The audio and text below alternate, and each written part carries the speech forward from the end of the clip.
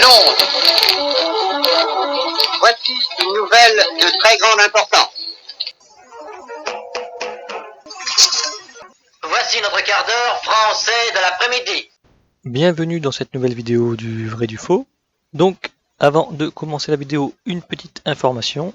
Vous allez peut-être constater que dans les semaines qui arrivent, il va y avoir un petit chamboulement. Donc jusqu'à maintenant, j'essaye de faire un hors-série le mercredi et une vidéo d'Iclair le dimanche. Mais il est possible que pendant les semaines qui arrivent, il n'y aura qu'une vidéo dans la semaine et elle va peut-être sortir à d'autres moments que le mercredi ou le dimanche. Donc sans rentrer dans les détails, comme tout le monde, la pandémie Covid chamboule un peu la vie et c'est ce qui m'arrive. Donc entre le travail extérieur, la vie de famille et les vidéos, j'ai du mal à trouver mon rythme.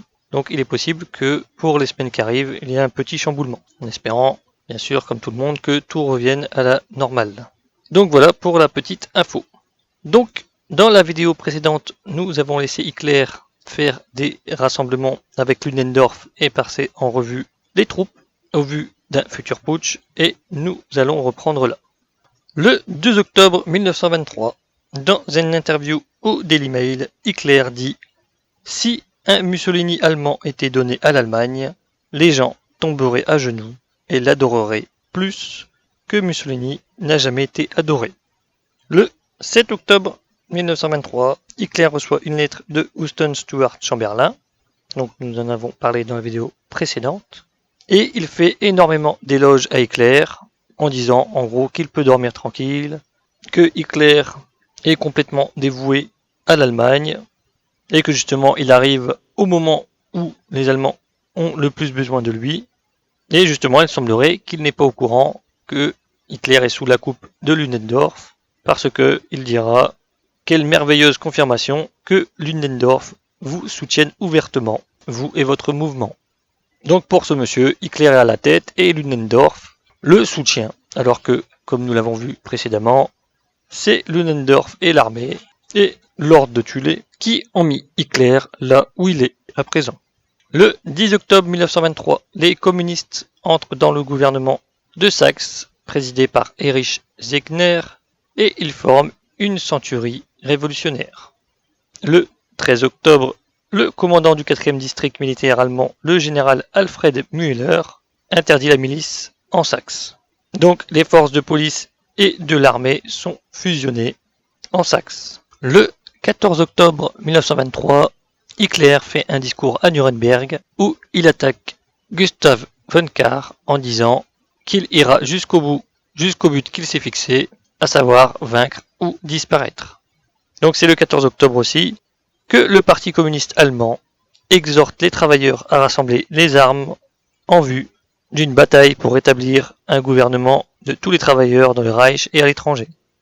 Moscou approuve cette annonce, à savoir que cette annonce sera retirée par la suite, mais toutes les régions d'Allemagne ne sont pas au courant que les plans ont changé. Le 15 octobre, le gouvernement de Gustav Stresemann décide par ordonnance la création d'une nouvelle monnaie, appelée le Rentenmark. Le 16 octobre, les communistes prennent le pouvoir en Thuringe, et comme en Saxe, ils mettent sur pied leur propre milice, appelée Centurie prolétarienne, en sachant qu'à Hambourg et à Hanovre, il y a également des soulèvements communistes. Le 20 octobre, le président Eber relève von Lossow de son commandement. Il est remplacé par le général Kress von Kressenstein à la tête de la Reichswehr bavaroise. Donc il faut savoir que von Kahr ne va pas écouter le président Eber et il va garder von Lossow à ses côtés. Et le 20 octobre également, le commandant du 4e district militaire allemand, le général Alfred Müller, écrit au ministre-président de la Saxe, Erich Zegner, « J'ai été chargé de rétablir les conditions constitutionnelles ordonnées par l'État en Saxe, avec les moyens d'application mis à ma disposition. » Donc en gros, j'ai l'armée et la police sous mes ordres et nous sommes prêts à intervenir. Le 21 octobre, avec la complicité de la France, il y a une tentative d'instaurer à Aix-la-Chapelle une république séparatiste rhénane. qui s'étend à Trèves, Wiesbaden et Koblenz. Donc il faut savoir que dans cette région, il y aura une résistance massive de la population et l'Angleterre va râler sur la France d'aider justement les séparatistes de Rhénanie d'instaurer une république dans cette région. Le 22 octobre, le ministre de l'armée Otto Gessler fait intervenir les troupes militaires pour dissoudre les centuries révolutionnaires dans les régions de Saxe et de Thuringe, ce qui se fera assez rapidement, la population n'aidant pas les révolutionnaires. Le comité exécutif de l'Internationale communiste décide d'annuler l'octobre allemand. Donc il faut savoir aussi que du 23 au 26 octobre, les communistes de Hambourg ne sont pas au courant que l'octobre allemand est annulé et ils décident de faire un putsch. Et encore une fois, de ce côté-là, la population ne vient en aucun cas aider les révolutionnaires et même les grévistes de Hambourg n'aident pas les révolutionnaires. Donc il y a une centaine de communistes qui attaquent les postes de police de la ville et il y aura 17 policiers tués et 24 communistes tués. Et donc leur putsch tombera à l'eau, ils seront matés par la police. Et c'est aussi pendant cette période de trouble que le 23 octobre 1923, il y a la reprise des livraisons de charbon vers la France.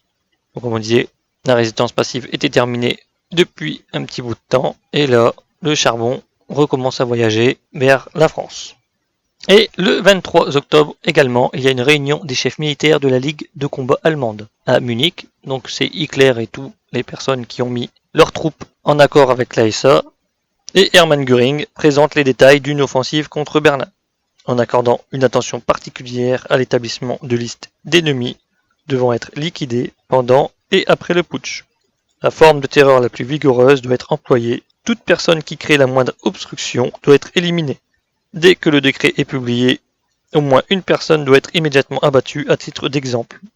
Et Gregor Stresser dira « C'était pour moi peut-être la plus belle chose que j'avais entendue depuis 1918, parce qu'à partir de là, je pensais que les choses allaient changer. » Le 24 octobre 1923, pendant 4 heures, Hitler rencontre le colonel Hans-Ritter von Seesser, donc qui est le chef de la police de Munich, et le général Otto von Lossow, qui est lui le commandant de la Reichswehr de Bavière, et ils sont en lien direct avec von Kahr, et Hitler tente de les persuader qu'ils devraient soutenir un putsch, et ces deux personnages ne donnent pas vraiment leur accord à Hitler, et ils essayent de gagner du temps, car von Kahr n'est pas vraiment favorable à marcher sur Berlin, il préfère séparer la Bavière du reste du Reich.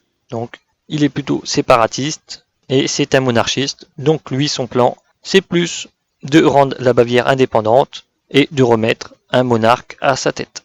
Il faut savoir que le soir même, le général von Lossow ira avec Hitler prendre la parole devant les chefs de la Ligue allemande de combat et il dira que la marche sur Berlin sera similaire à la marche de Mussolini sur Rome. Donc pour tout le monde, en entendant von Lossow parler de ça, ils se disent qu'il est en faveur d'un putsch. Le 26-27 octobre, le gouvernement français se déclare prêt à engager des pourparlers pour une révision du montant des réparations allemandes. Le 29 octobre, soulèvement populaire à l'initiative du Parti communiste contre la disette en Allemagne. Il faut savoir qu'avec l'inflation, il y a la famine en Allemagne. Donc le 30 octobre, Hitler prend la parole au Circus Krone. Donc là, son but est d'exciter la foule pour un futur putsch. Donc il dira « Autrefois, une petite erreur suffisait au ministère et un chancelier devait partir. » Et il rajoutera « Aujourd'hui, une Ruhr peut disparaître, mais Stresemann reste. L'Allemagne peut se ruiner et Stresemann ne s'en va pas. Ce qu'il faut, ce n'est pas une dictature que pour la Bavière. Pour moi, les problèmes de l'Allemagne ne seront résolus que lorsque la bannière à croix gammée noir, blanc, rouge flottera sur Berlin. Il n'y a pas de retour en arrière possible, nous ne pouvons que progresser. Nous pensons tous que l'heure est venue et nous ne nous déroberons pas à ces exigences. Mais comme le soldat sur le terrain, nous suivrons l'ordre. Préparez-vous, Allemands, et marchez en avant. » Donc il faut savoir que pendant tout le mois d'octobre, Ludendorff était aux commandes de tout, et Margaret Ludendorff écrira plus tard « Notre maison était devenue le point de ralliement, on aurait presque pu l'appeler le centre politique des national-socialistes. C'était comme des allées et venues continuelles dans un pigeonnier. Pas seulement tous les jours, mais toutes les heures, il y avait des conférences. » Et pour donner le change, Ludendorff fait montrer aux yeux de tous qu'il s'occupe de son jardin et qu'il coupe ses rosiers et qu'il arrose ses fleurs comme s'il était l'homme le plus inoffensif du monde, à l'écart de toute pensée et de bouleversement politique. Et Ludendorff aussi appelle les industriels, donc qui sont dans son cercle de connaissances, à soutenir le futur putsch, en disant que justement le Parti national-socialiste d'Adolf Hitler était composé de jeunes et d'anciens combattants, et que Hitler était le seul homme à avoir un sens politique. Donc, d'autres choses à dire sur ce mois d'octobre.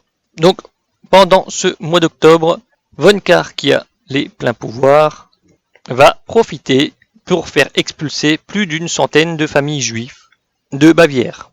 Donc, nous y reviendrons en détail dans la prochaine série de vidéos sur les Juifs et le Troisième Reich. Mais il faut savoir que Hitler n'a rien inventé.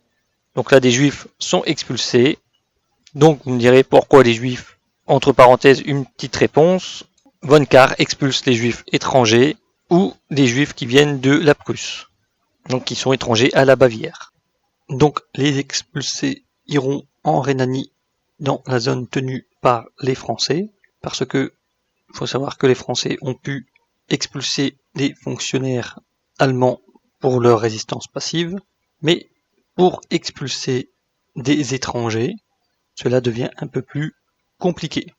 Donc, il faut penser que les personnes qui sont parties en Rhénanie ont su que la situation là-bas était complexe et qu'ils n'allaient pas être expulsés de cette zone. Comme je vous disais, les Allemands de Rhénanie ne peuvent pas expulser des étrangers sans l'accord des Français et cela prend des démarches administratives très compliquées. Donc, pourquoi les Juifs? Encore une fois, pour eux, en gros, ils prennent le travail des Allemands et il faut les expulser pour pouvoir donner du travail aux Allemands. Donc il faut savoir qu'à l'époque, seuls les hommes étaient expulsés et les familles des hommes pouvaient rester dans le pays. Donc pour plus de précision, normalement les femmes aussi peuvent être expulsées, sauf que normalement les enfants de moins de 15 ans ne peuvent pas être expulsés. Et comme les enfants ne peuvent pas être expulsés, l'État laisse leur maman près des enfants. Donc ce qui fait que seuls les hommes sont expulsés. Mais là, Von Kahr avec les pleins pouvoirs, il expulse tout le monde. Et les départements et les logements des étrangers expulsés sont considérés comme saisis. Donc en fait, on dit le mot juif, mais il faut vous dire que ces personnes, en fait, sont plus des réfugiés ou des sans-papiers. Donc il faut savoir, c'est comme à notre époque, si on dit que la police a fait expulser un camp de réfugiés, ça passe mieux. Alors qu'on pourrait dire, ils ont fait évacuer un camp de 100 musulmans. Parce que la plupart des réfugiés sont musulmans à cause des guerres qu'il y a eu en Libye, en Syrie, etc. Mais au journal, on va dire un camp de réfugiés. Alors que pour l'époque, on va dire des juifs. Alors qu'à l'origine, ce sont tous des réfugiés d'autres régions ou d'autres pays. Parce que nous allons y revenir justement dans les vidéos sur les juifs et le Troisième Reich. Mais vous allez voir que la situation actuelle est la même que dans l'Allemagne des années 20. Je parle en termes d'immigration et de réfugiés. Donc vous allez voir que les exemples de notre époque sont parfaitement adaptables aux exemples de l'Allemagne des années 20. Mais nous allons y revenir. Et c'est en octobre 1923 que Goebbels commence son journal intime.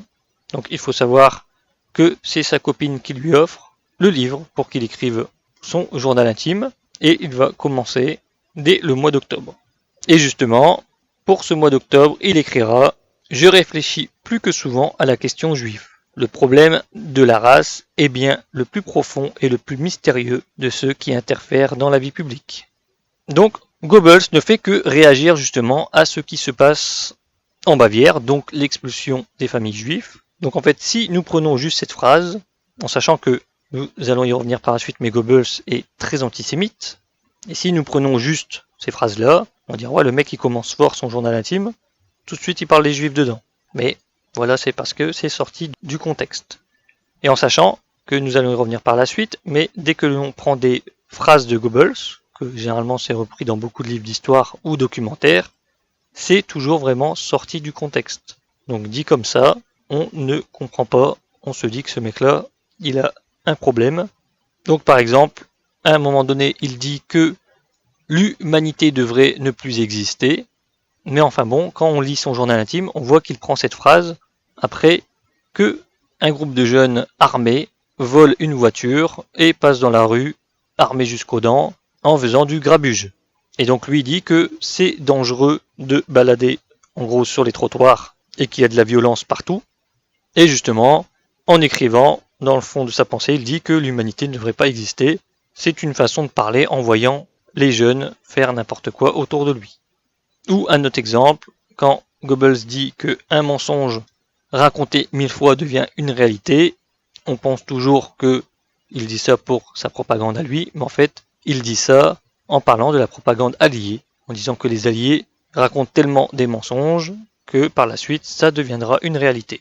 Donc nous allons y revenir, c'est juste des petits exemples. Et tout le long des vidéos qui vont venir, je vais prendre des petits passages du journal intime de Goebbels, juste pour que l'on comprenne un peu la personnalité du personnage qui est très important dans l'entourage d'Hitler, et on pourrait dire qu'Hitler le fera monter, et que lui fera monter Hitler. Et vous allez comprendre par la suite. Et donc c'est en octobre aussi 1923 qu'il y a une nouvelle inflation. $1 vaut 25 milliards 260 millions 280 000 Reichsmark. Donc pour un petit ordre d'idée, un œuf vaut 800 marks. 1 kg de beurre vaut 30 000 marks. 1 kg de café vaut 72 000 marks. 1 kg de pommes de terre vaut 5 000 marks.